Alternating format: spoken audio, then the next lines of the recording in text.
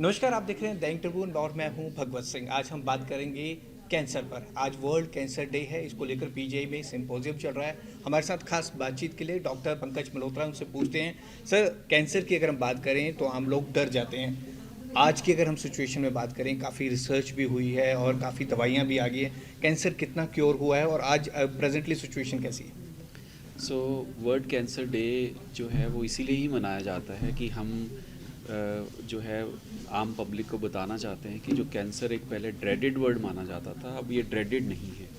Dreaded इसलिए नहीं है क्योंकि पुराने ज़माने में हमारे पास सिर्फ कीमोथेरेपीज़ होती थी और आजकल हमारे पास इतने सारे नए ट्रीटमेंट अवेलेबल हैं कि जिनसे मेजॉरिटी ऑफ कैंसर्स जो हैं वो कंट्रोल हो जाते हैं और काफ़ी सारे कैंसर्स अब क्योरेबल स्टेज में भी चले गए हैं। एक सिर्फ ध्यान रखने वाली बात यही है जो कि हम बार बार अवेयरनेस क्रिएट करते हैं कि कोई भी बीमारी का अगर जल्दी पता लगता है तो उसका इलाज पॉसिबल होता है और वो क्योर की तरफ जाती है। जब लेट स्टेज में आते हैं पेशेंट्स, तब जो है वो थोड़ी सी मुश्किल आती है। हालांकि अभी भी कुछ कैंसर्स तो ऐसे हैं कि अगर वो चौथी स्टेज में भी आए हैं तब भी उनका इलाज पॉसिबल है। तो वर्ल्ड कैंसर डे के ऊपर जो है वो हम इसी चीज़ को अवेयरनेस क्रिएट करना चाहते हैं आम पब्लिक के बीच में कि अगर कैंसर डायग्नोज हो भी गया है तो उसमें चिंता ना करें, उसमें ज़रूर जो है वो डॉक्टर से मिलें, बात करें। ये बात करें कि बिना कीमोथेरेपी के आजकल टारगेटेड थेरेपीज़ अवेलेबल हैं, इम्यूनोथेरेपीज़ अवेलेबल हैं, तो उनसे कैसे इलाज किया जा सकता है। सर, ओवरऑल अगर हम बात करें कैंसर को लेकर, जैसे आपने कहा कि इसके कारण का पहले ही पता चल जाए तो आप डॉक्टर के पास जाए, वो कौन कौन से कारण है अगर हमें बता सकें? सो इनमें से कुछ कैंसर्स ऐसे हैं जो कि प्रिवेंटेबल हैं, जैसे ब्रेस्ट कैंसर है, उसके लिए हम मेमोग्राफी बोलते हैं।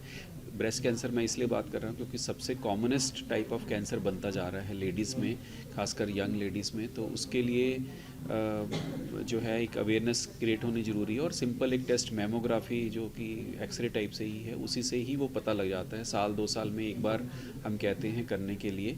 और अगर अर्ली स्टेज पे डायग्नोज हो जाता है ब्रेस्ट कैंसर तो एक तरह से क्योरेबल की तरफ है। सिमिलरली सर्वाइकल कैंसर है, उसके लिए वैक्सीन अवेलेबल है, जिसको हम बोलते हैं कि जैसे डीपीटी पोलियो के वैक्सीन लगते हैं तो वैसा ही वैक्सीन जो है उसको अगर आप लगाते हैं तो आप सर्वाइकल कैंसर को प्रिवेंट कर सकते हैं। इसके लिए हम ऑस्ट्रेलिया का एग्जांपल देते हैं जहाँ पे सर्वाइकल कैंसर उन्होंने with the vaccination almost eliminate कर दी है। जैसे हम पोलियो की बात करते हैं कि एलिमिनेट हो गया है इंडिया में, वैसे ही सर्वाइकल कैंसर को भी एलिमिनेट किया जा सकता है simple by vaccination in the young population. इसके अलावा जो बाकी कुछ कैंसर्स हैं उनको रेगुलर स्क्रीनिंग से जो है वो जल्दी पिक किया जा सकता है। जैसे स्मोकर्स में लंग कैंसर काफ़ी कॉमन है, जो पान गुटखा चबाते हैं उनमें ओरल कैंसर्स काफ़ी कॉमन है, तो उसके लिए सिंपल एक ओरल कैविटी का एग्जामिनेशन जो है ना वो चाहिए होता है। प्रोस्टेट कैंसर 50 साल के बाद कई बार कॉमन होता है तो हम PSA का टेस्ट है जो बोलते हैं कि कराने के लिए। तो काफ़ी सारे कैंसर्स हैं जिनके लिए अर्ली स्क्रीनिंग अगर हम करते हैं तो उनका ट्रीटमेंट पॉसिबल है।